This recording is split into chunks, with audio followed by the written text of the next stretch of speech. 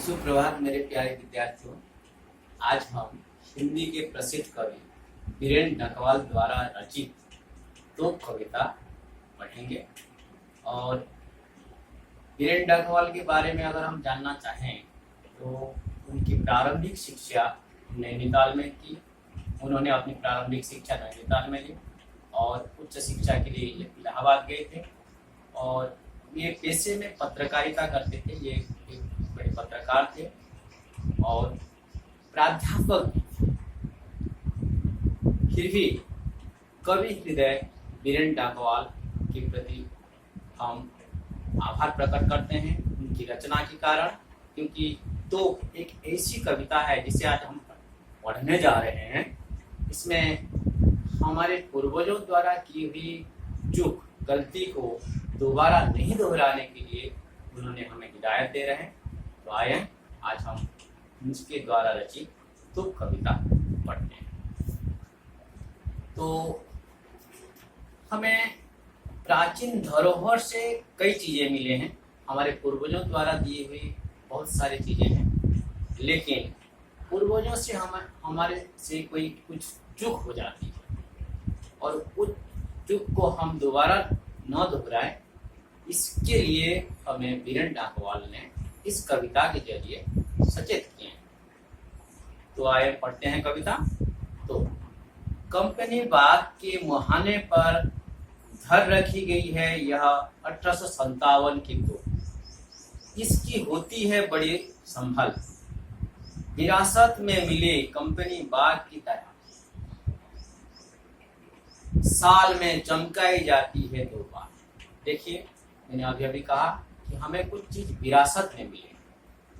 ये कंपनी बाग यानी कलकत्ता में ईस्ट इंडिया कंपनी इस कंपनी बाग को बनाया था और आज भी वो कंपनी बाग है। प्रतीकात्मक कविता है, तो कविता प्रतीकात्मक कविता है। यहाँ पर कंपनी बाग और तो इन दो प्रतीक के माध्यम से हमें कवि यहाँ बताना चाहते हैं कि हमारी सभ्यता, हमारी संस्कृति को हमें कैसे बचा के रखना चाहिए, जो हमारे पूर्वजों द्वारा की गई चूक को कैसे हमें फिर दोबारा नहीं दोहराना चाहिए, उससे हमें सीख लेनी चाहिए।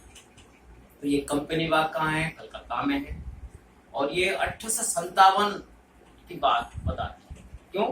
क्योंकि उस समय ईस्ट इंडिया कंपनी भारत में आकर के राज करने लगी, शासन करने लगी। तो पहले तो व्यापार करने के लिए आए थे, लेकिन व्यापार के बहाने हमें धोखा दे और फिर हमें धीरे धीरे करके पूरे देश को शासन करने लगे। कंपनी बाग की तरह साल में चमकाई जाती है 2 बार। आज भी इस प्रतीक को संभाल के इसलिए रखा गया है क्योंकि इसको देख करके हमारे पूर्वज, हमारी नई पीढ़ी भी देखें और समझें कि हमसे क्या करना, वो हमारे पूर्वजों द्वारा जो चूक हो गई है उससे हमें क्या सीख लेनी चाहिए। नेक्स्ट पैराग्राफ देखते हैं। सुबह शाम कंपनी बाग में आते हैं बहुत से सैलानी, उन्हें बताती है यह तो कि मैं बड़ी जवान, उड़ा दिए थे मैंने अच्छे अच्छे सुरमाओं के धज्जियां,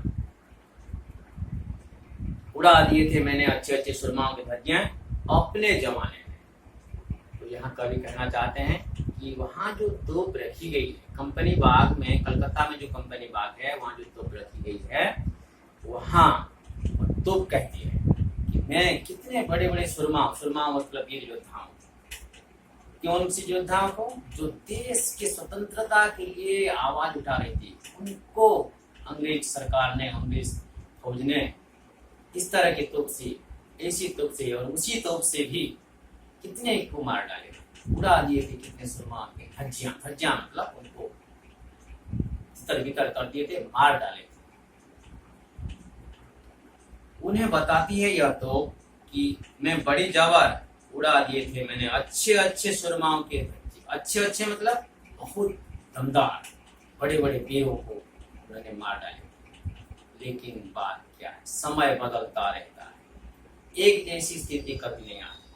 फिर क्या, अच्छे अच्छे सुरमाओं के धज्जे तो उड़ा दिए थे अपने जमाने में उस समय, लेकिन अब अलग है, परिस्थिति अलग है।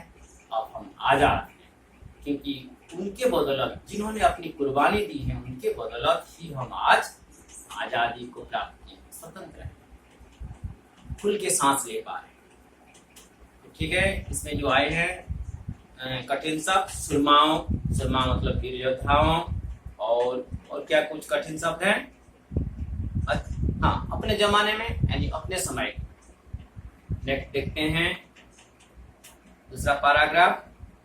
अब तो बहरहाल, बहरहाल मतलब फिलहाल, अब तो बहरहाल छोटे लड़कों की घुड़सवारी से अगर यह फारिग हो, फारिग मतलब खाली, खाली हो, तो उसके ऊपर बैठकर चिड़िया ही अक्सर करती हैं गपशप।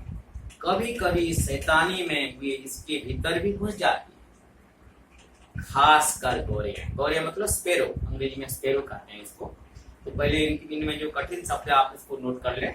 बहरहाल, फिलहाल, छोटे छोटे घुड़सवारी, घुड़सवारी जानते हैं, घोड़े के ऊपर जो सवार करते हैं छोटे छोटे बच्चे। अरे बाग, कंपनी बाग है ना, बच्चे आते हैं खेलने के लिए, वहाँ और भी कुछ चीजें होंगे, पेड़ पौधे होंगे, फव्वारे देखने के लिए आते हैं, बहुत सारी चीजें हैं, क्योंकि बाग है। तो उसमें जो छोटे छोटे बच्चे आते हैं अक्सर घुड़सवारी करते हैं। अरे मैं घोड़े पर बैठा हूँ, उनको लगता है ऐसा, है ना। जब घुड़सवारी करने वाले बच्चों की जो फारिग होते हैं यानी खाली होता है, तब क्या करती है चिड़िया, अक्सर आकर करती है, छोटी छोटी स्पेरो जैसे छोटे छोटे चिड़िया आकर के वहां गपशप करते हैं, चूंच करके बात करते हैं। कभी कभी शैतानी में वे इसके भीतर भी घुस जाती हैं। तोप है, तोप के भीतर पहले क्या रहता था? बारूद है। आज वह छोटे छोटे स्पेरो उसमें खेल रहे हैं, उसका मजाक उड़ा रहे हैं, छोटे छोटे बच्चे उसका मजाक उड़ा रहे हैं। जिन तोपों को देख करके बड़े बड़े सुरमाओं के दिल दहल उठते थे, कांप उठते थे, जिन जिन सुरमाओं को उन्होंने उनके धज्जियां उड़ा दिए थे, आज उनके साथ खिलवाड़ है, क्योंकि समय बदल चुका है, एक जैसी स्थिति कभी नहीं रहती। ये कवि हमें यहाँ बताना चाहते हैं।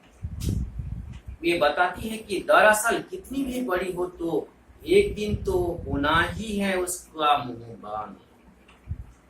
देखो, जो अन्याय है, अत्याचार है, उसका तो अंत होता है। ये हमारी संस्कृति कहती है, ये हमारा धर्म कहता है, ये हमारा देश की जो नींव है, देश की जो रीढ़ है, हमारी भारतीय संस्कृति, उसके बदौलत हम इसको हासिल किए हैं। तो एक जैसी स्थिति नहीं है। अगर अन्याय अत्याचार होता तो एक दिन अत्याचारी का मुंह बंद होता है। तो इससे क्या सीख रहे हैं? ये तो कितने कितने सुरमाओं के धज्जियां उड़ा दिए थे, लेकिन आज मजाक बन रहा है, आज वह मजाक बन रहा है। लेकिन कवि इसके जरिए हमें एक उपदेश देना चाहते हैं, हिदायत देना चाहते हैं कि हमारे जो भारतीय लोग थे, हमारे जो पूर्वजों थे, उनसे थोड़ी चूक हो गई थी। क्या चूक हो गई थी? वो विश्वास करने की चूक। अंग्रेजों पर विश्वास किए लोग, अंग्रेजों को विश्वास करके आने की मौका दिए, व्यापार के लिए आने के लिए मौका दिए, लेकिन विश्वास में विष डाले, जहर डाल करके धीरे धीरे भारत को अपने कब्जे में ले लिया। और इस चूक को दोबारा नहीं दोहराने के लिए कवि इस कविता के जरिए हमें हिदायत दे रहे हैं। यहाँ दो प्रतीक हैं, एक है कंपनी बाग और दूसरा है तो। और ये इसीलिए संभाल करके रखा गया है आज तक, क्योंकि इससे हमारी नई पीढ़ी सीखे, इससे हम सीखें कि हमारे पूर्वजों द्वारा हासिल की ये स्वतंत्रता कितनी मेहनत से उन्होंने ये स्वतंत्रता हासिल की और इसकी कितनी कीमत है, और इस कीमत को हम पहचाने और देश की स्वतंत्रता को किसी भी तरह कायम रखें, बनाए रखने के लिए हम प्रतिज्ञाबद्ध हैं। और आज इस प्रकार ये कविता खत्म हुई है और नेक्स्ट क्लास हम इसके प्रश्नोत्तर चर्चा करेंगे। और किसी कविता का किसी भी भाग आपको अगर समझ में नहीं आएगा तो आप फिर चर्चा कर सकते हैं। और आज के लिए इतना है, फिर कल मिलेंगे। धन्यवाद।